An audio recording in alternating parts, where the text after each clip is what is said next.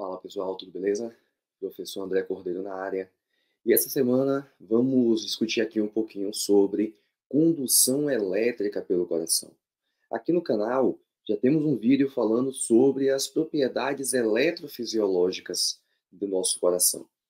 Entretanto, nesse vídeo aqui, iremos explorar todo o processo de condução, de onde parte o estímulo, até onde esse estímulo vai, quais são as consequências, desse passar do estímulo através do músculo cardíaco e a apresentação gráfica disso através de um eletrocardiograma. Então, se você curte esse assunto, não esquece, deixa aqui o seu like, também se inscreve no canal, ativa o sininho e compartilhe esse conteúdo com o seu colega. Então é isso, bora pro vídeo.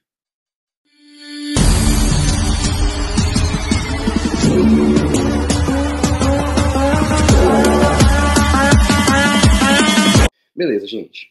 Então, vamos dar uma olhada aqui nessa animação aqui, nesse GIF. Observe que você tem, basicamente, todo o início através de um único ponto. Esse ponto, ele está ali no teto do átrio direito, tá?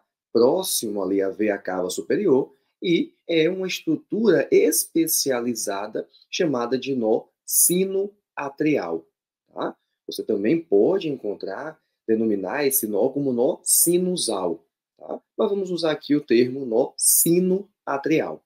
Então, o nó sinoatrial, ele é considerado o nosso marca-passo cardíaco, nosso marca-passo natural, fisiológico.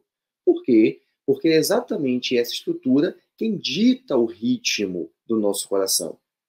Esse nó sinoatrial, ele tende a disparar de 60 a 100 vezes por minuto.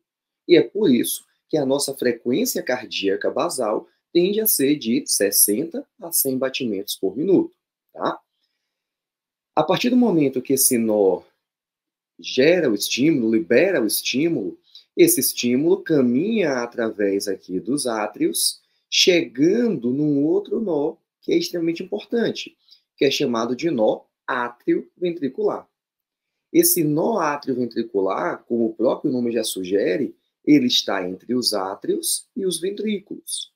Ele tem um papel ali de, por exemplo, retardar e fazer com que o estímulo não passe direto de átrios para ventrículos. Então, o estímulo chega aqui no nó átrio-ventricular, ele retarda em milissegundos. Para quê? Para dar tempo, por exemplo, do ventrículo encher. Por quê? Porque o átrio, ele está contraindo ou está terminando a sua contração. E, portanto, ainda está ejetando sangue em direção aos ventrículos. Por isso que ele tem esse retardo, tá?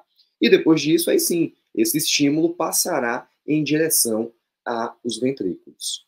Vamos nomear algumas estruturas aqui, tá? Então, já nomeamos o nó sinoatrial, que é o nosso marca-passo. Já nomeamos aqui o nosso nó átrio-ventricular, que tem esse principal papel, de retardar o estímulo, o impulso de átrios para ventrículos. Entretanto, quem conduz esse estímulo do nó sinoatrial em direção ao nó átrio-ventricular são as vias internodais. Tá? Então, o que você visualiza aqui, essas linhas amarelinhas aqui no átrio, são as chamadas vias internodais. Nome bem sugestivo, né? Então, são vias entre os nódulos. Do lado esquerdo, observe que também parte aqui, o estímulo em direção ao átrio esquerdo. Essas aqui são as vias de Bachmann, tá? Então, as vias de Bachmann levam esse estímulo para o lado esquerdo e as vias internodais estão aqui presentes do lado direito. Beleza. Chegou no nó átrio-ventricular, esse estímulo é encaminhado através do chamado feixe de His, tá? Esse feixe de His que se bifurca em dois ramos. Então, você terá aqui o ramo à direita e o ramo à esquerda. Então, são ramos que estão ali na parede septal do nosso músculo cardíaco. Lembre que o coração ali no meio, dividindo o ventrículo direito do ventrículo esquerdo, nós temos o septo interventricular. Então, esses ramos, eles caminham através desse septo, tá? Então, ramo direito e ramo esquerdo.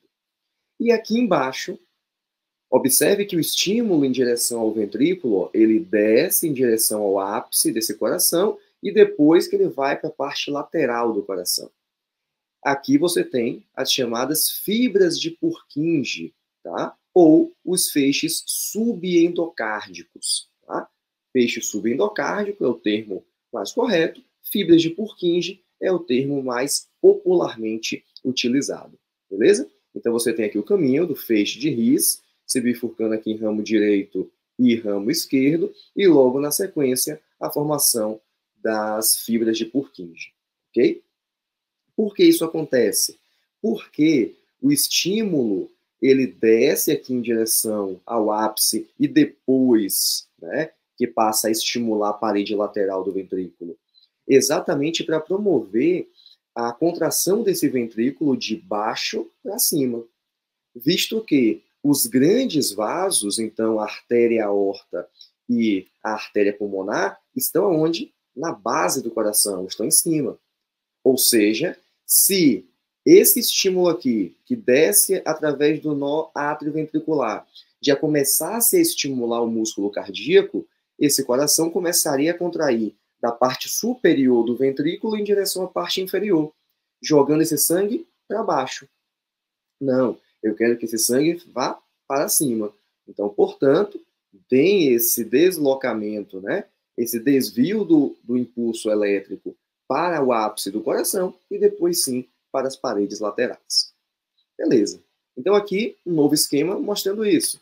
Então começa aqui no nó sinoatrial, vem pelas vias internodais, chega no nó atrioventricular, tá?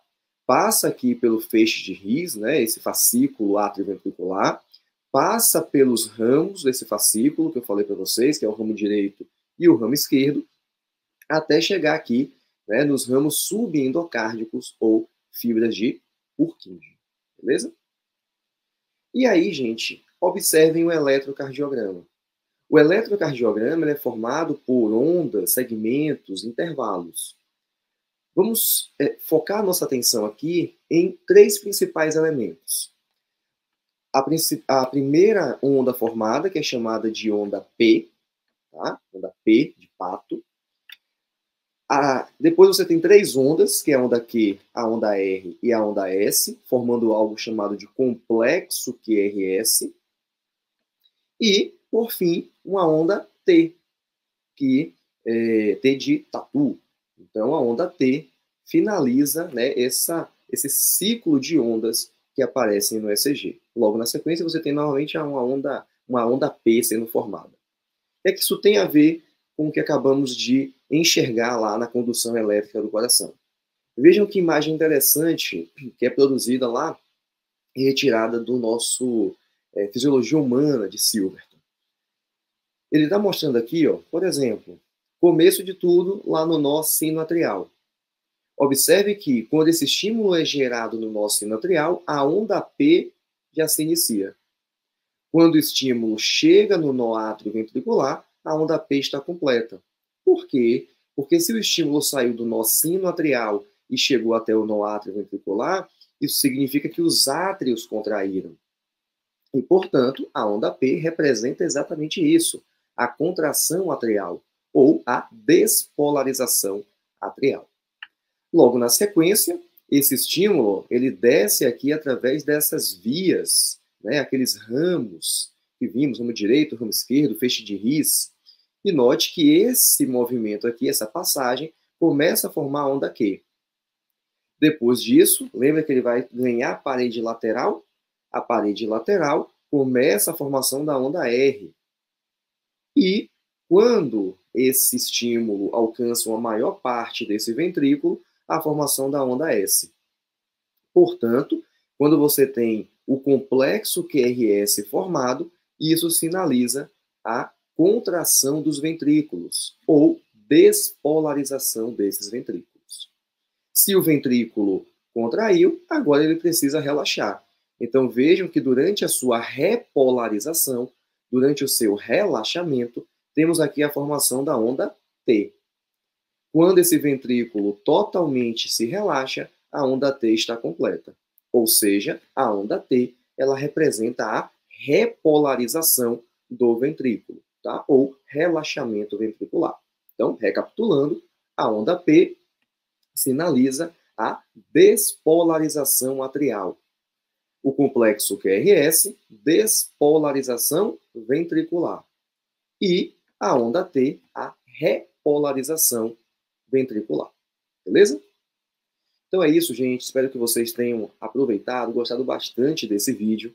Não se esqueça, se inscreve aqui no canal, ativa o sininho para toda semana receber vídeos sobre fisiologia como esse, patologia, sobre respiratória, cardiovascular, terapia intensiva, metodologia da pesquisa. Tudo isso você encontra aqui nesse canal. Então, ativa aí o sininho, deixa o seu like e também compartilhe esse conteúdo com o seu colega.